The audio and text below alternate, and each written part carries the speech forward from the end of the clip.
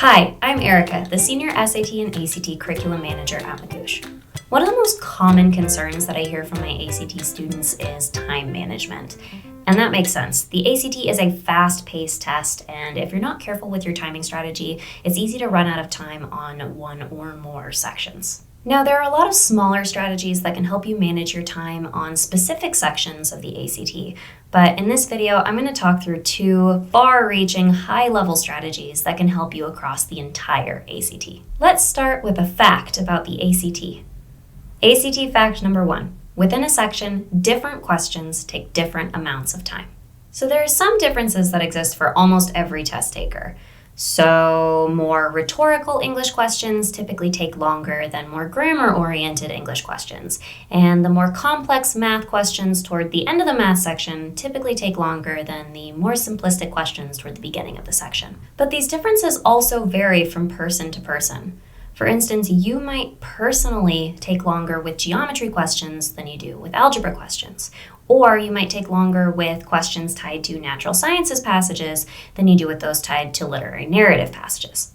Now, that said, even though our actual time per question varies, our longer and shorter questions need to balance each other out, so we end up with the correct average time per question and are able to finish the section. So, how do we keep track of time throughout a section to accommodate this? This leads us to strategy number 1, know and use multi-question timing checkpoints.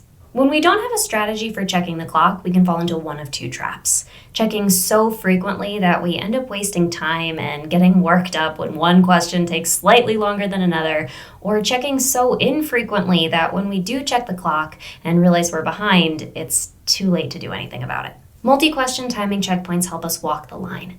Checking infrequently enough that we don't waste time and that we end up with a nice balance of long and short questions between each timing checkpoint, and checking frequently enough that we never fall too far behind without noticing it. We'll have different timing checkpoints for each section, so get ready for some memorization. English, reading, and science are passage-based, so we'll have a checkpoint for each passage. Coming up with these checkpoints is pretty simple. We'll take the number of minutes in each section and divide by the number of passages in that section to get how long each passage should take. So English has 5 passages and lasts 45 minutes. That's 9 minutes per passage. This means when you finish the first passage, you should be 9 minutes into the section. When you finish the second passage, you should be 18 minutes into the section, and so on. Now, doing the same math for reading gives a little less than 9 minutes per passage and between 5 and 6 minutes per passage for science, depending on whether you get 6 or 7 passages on test day. Now, math doesn't have passages, but fortunately, it's 60 minutes and 60 questions long for an average of 1 minute per question. This makes building those checkpoints really easy. I typically recommend checking every 10 questions with a 10-minute checkpoint. Now, an important caveat here. These checkpoints aren't meant to be perfectly rigid. Now, the hope is that the longer and shorter questions between two checkpoints will balance each other out perfectly, but that doesn't always happen. So if you're less than a minute off at your checkpoint, it's probably insignificant and you should keep doing what you're doing. But if you're more than a minute off or 2 minutes off, you may want to consider adjusting your pace to try to get back on track for the next checkpoint. You can also tweak these checkpoints to make them more accurate within a section. So for instance, because math gets harder throughout the section, you may want to make your first few checkpoints shorter in order to save time for your last few checkpoints. Similarly, in reading and science, different students take longer with different passage types. Know which ones take longer for you and plan your checkpoints accordingly. Now that we know how checkpoints work, you're probably wondering how we adjust our pace if we're behind on a checkpoint. Stay tuned because we're going to cover that in just a minute. But first, let's hit another ACT fact. ACT fact number 2. Within a section, each question is worth the same number of points. So the first math question is worth the same number of points as the last math question. Science questions on a conflicting viewpoints passage are worth the same number of points as science questions on a data representation passage. And all of the questions within that data representation passage are worth the same number of points, whether they ask you to interpret data or draw trends from data or even link multiple pieces of data together. Now, this is especially interesting in context of fact number 1, which again is that different questions take different amounts of time. So that means that whether a question takes 10 seconds or 10 minutes, it affects your score in exactly the same way as any other question within the same section. So how do we prioritize our time accordingly to get the most points? This leads us to strategy number 2, skip and come back to potentially time-consuming questions. Often when students run out of time on a question, they end up with a bunch of questions at the end of the section that they didn't even have time to look at before the time ran out. Now, sometimes they got lucky and those questions were legitimately very difficult, and even if they did have time, it wouldn't have been enough or they wouldn't have gotten the question right. But often when students look back at these questions, they find that they were actually something they could totally have handled. Quick and easy points if they'd only had the time. So because they took 3 minutes on a question earlier, they ended up being unable to answer 3 different 1-minute questions later. Now, this is bad enough if they got the 3-minute question right, but for most people, we end up spending the most time on questions we end up getting wrong. It's an awful use of time, but pretty much everyone does it, including me.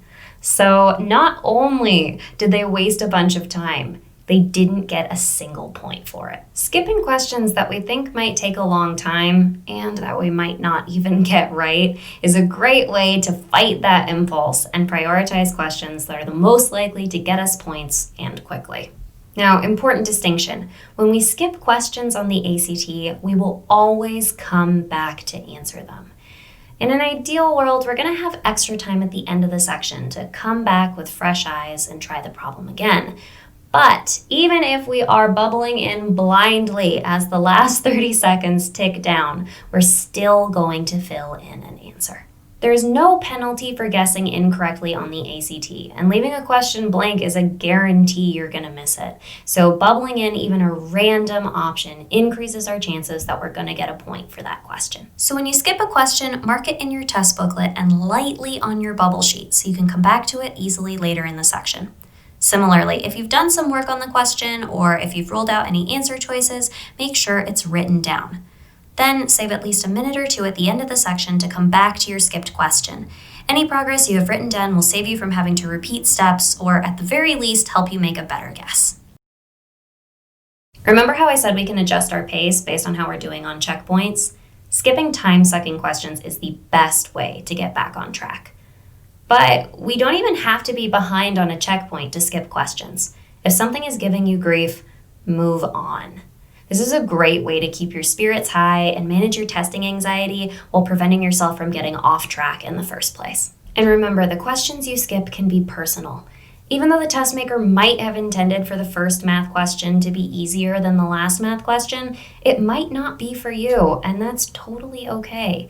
Don't dig yourself into a hole. Move on. It's likely when you come back later, you're going to have a totally new perspective on the problem and not have any trouble with it. You can also take this strategy to a whole new level by doing things like skipping passages that you know throw you and coming back when you've gotten more of the section under your belt. So to recap, to manage your time on the entire ACT, first, use multi-question timing checkpoints to check if you're on track. And second, skip questions to get back on track and keep yourself from falling off. Let me know in the comments if you'd like more videos on section-specific timing strategies, especially for ACT writing, which, as the only non-multiple choice section on the test, requires a pretty different approach to time management. To stay updated on all of our upcoming videos, like this video and hit the subscribe button. And if you have any questions or suggestions for future videos, leave us a comment down below. Talk to you soon.